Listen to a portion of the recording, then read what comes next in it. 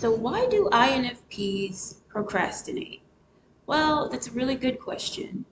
And before getting into INFPs, it's true, I believe, that at times everybody, no matter what personality type they are, tends to procrastinate. And sometimes it's a good thing because it could be our body's way of letting us know that we're going through something that's too emotionally or physically overwhelming for us to move forward. So our body is like making us slow down. And we might perceive it as procrastination when really the fact of the matter is that we're sick and we just need to go to bed. Or we're emotionally out of balance and we need to take a second, maybe see a therapist, or just relax. And then after a while, your mind or your body will let you get back to the goals that you want to accomplish. So sometimes procrastination is not a bad thing. It's just your body telling you you need to slow down before you crash. Now, all that said, I do believe that sometimes we INFPs have a tendency to procrastinate. Um, and it's quite interesting why. Um, There are many reasons, but the three that I've found to be true, I'm going to talk about them today. The first one is because we have such big dreams or big visions for our goals and for the future, and we're trying desperately to reach that goal or make that vision happen, but because it's so much and there are so many steps to get there, we're falling behind on our steps.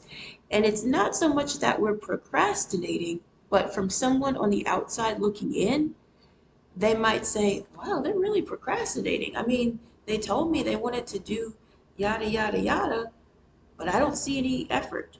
When really the INFP is putting in effort, it's just that their vision is so big that it takes a tremendous amount of steps to get there, so they're falling behind. And the reason I think this is very unique to INFPs, and it can happen to other people too, of course, but I think this happens to INFPs a lot because we're dreamers. We're known for kind of having our head in the clouds. So we might have really big goals, like we don't want to just open a bakery. We want to open the biggest vegan bakery in town, and yet, even though it's vegan, we want it to be the most lucrative bakery in town. And I don't know, we want it to bring in $2 million annually and also have like a, I don't know, a theme park. It's just, we're a lot. So we have a lot of like big visions. And to get there, to make all these big dreams happen, it takes a lot of work. So, and because we're also very quiet usually, people may not see us working. They don't see all the effort that we put into something. So they might think, what are you doing? You're procrastinating. Like, for example, I used to get that a lot. I still do actually. I get that a lot when I'm talking to new friends or acquaintances and saying, yeah, I would really like to be a filmmaker and I really want to write more. And they're like, well, why don't you write a book? And I'm like, well, yeah, I've written 17 books. It's like they don't realize what you're doing, what steps you're taking to make your goals happen because you're kind of quiet. Okay, a second reason why we might procrastinate is again because we have these big dreams and big goals, but they're so overwhelming that we get stuck in, I guess we get frozen with fear. We just feel overwhelmed by the tremendous task it'll take to make all of that happen. That also happens to me a lot. Like, there's so many things that I wanted to do, but the steps that it would take to get there, I'm just like, oh, I can't do that. And so I put them off and keep putting them off until eventually I give up on the dream because I'm like, I could never do that. And that's not really a good thing.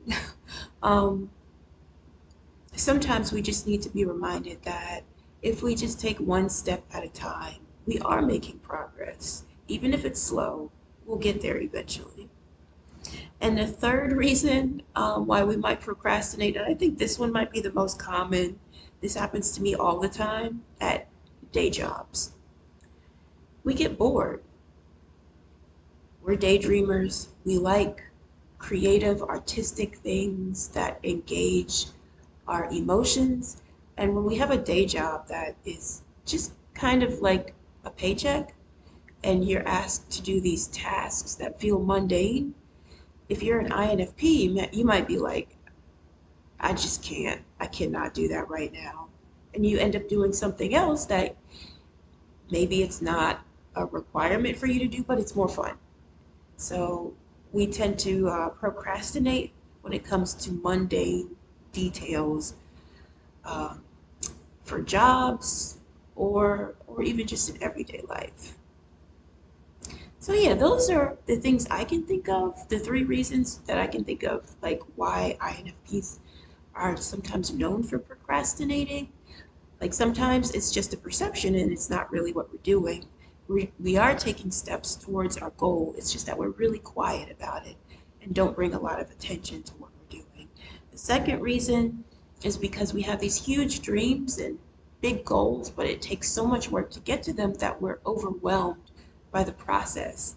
And so we kind of freeze like a deer in headlights and don't do anything, which is procrastinating. And then the third reason was, well, we're just bored by the tasks. And so we're like, I'm not doing that. That's boring. But what do you think? What do you think are some reasons why INFPs procrastinate?